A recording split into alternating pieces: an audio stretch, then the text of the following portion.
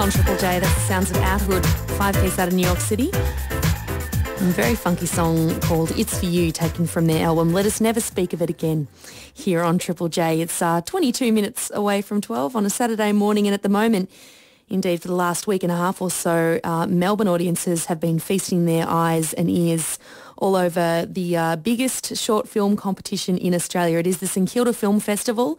It all comes to an end tomorrow night, or indeed just comes to an end in Melbourne tomorrow night, when the Kildas, or the Skildas, I should say, the closing night awards hit the stage with all the folk up for grabs, all the folk who have put their film in the awards up for grabs tomorrow night. But then it travels around the country, and the best 100 films as selected by the St Kilda Film Festival staff and directors are going to be touring around the country. One of the folk whose film is in competition joins me on the line this morning. Good morning, Ben. G'day, Zan. How's it going? I'm pretty well. You must be feeling sort of relieved after your film screened last night as a part of the festival. How did the screening of In the Can go down with audiences last night? It went pretty well. I think there was about 100 people there, and we had good, consistent laughs throughout the movie. So how long is your film? 4 minutes and 8 seconds. And what happens in the 4 minutes and 8 seconds of In the Can? Well, a young bloke wakes up and he's incredibly hungry, but can't find anything in the kitchen except for an indestructible can of baked beans. Is it a Heinz? Did you use the Heinz? No, we actually tried to get sponsorship from quite a lot of baked beans companies before we made the film, but no one really wanted to borrow it, so we had to go away and design our own no-name label baked beans. Did you have to design your own no-name because you weren't actually able to use their image, or because you just wanted to stick it to them for not giving you any cash? Maybe a bit of both. Okay. Fair enough. Now tell me, how can you actually convey a story in 4 minutes? I'm always very intrigued, as someone who is so bad at self-editing. How do you convey a story with character development and all that jazz in 4 minutes? Yeah, it's a very good question. We gave ourselves a simple rule. Well, I gave myself a simple rule and I came up with a story. And that was, we wanted to tell a story only in 2 locations. And that meant focusing purely on the objects in those 2 rooms. And of course, living in shared house living at the time, some of the places I was living weren't the sort of cleanest or, nicest place to live.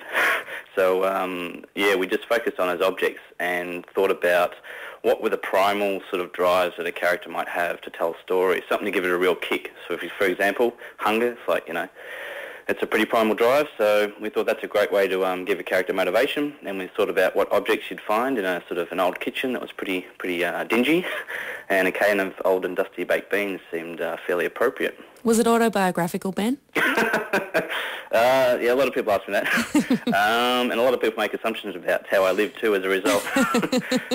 No, it's not, although I think the sense of frustration and the idea of not thinking through something logically is probably an experience that most people would share, I'd say. Now, In the Can is a very fitting title for a filmmaker, given that I guess finishing off a film has got to be a big relief for anyone. Is this your first film, Ben?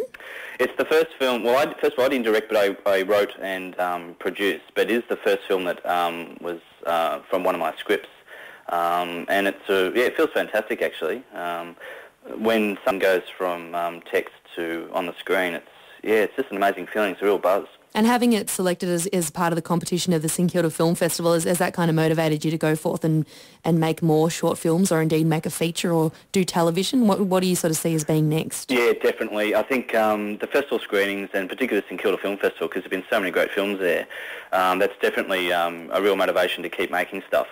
And I've actually, since In the Can, I've sort of moved into developing some TV scripts and some other short films and some feature ideas. But I think it's all a case of, learning how to work your way into the industry. But it's true, but keep ploughing at it. We need more feature films in Australia. We're a little bit lazy with that at the moment, it seems. Yeah, damn straight. The Skildas, which are the closing night awards, do happen tomorrow night in St Kilda in Melbourne. And what a huge amount of money they're giving to the best short film, $10,000 as the prize. What have you been thinking, sort of in the back of your mind? Geez, I'd love to have $10,000, and what would I do with it? So it's kind of like buying, the lottery ticket, and you get that sort of period of planning how to spend it beforehand. Has it been like that for you? Yeah, I guess the problem is I know that part of that money would be going to pay to come some of the costs for In the Can still. Of course.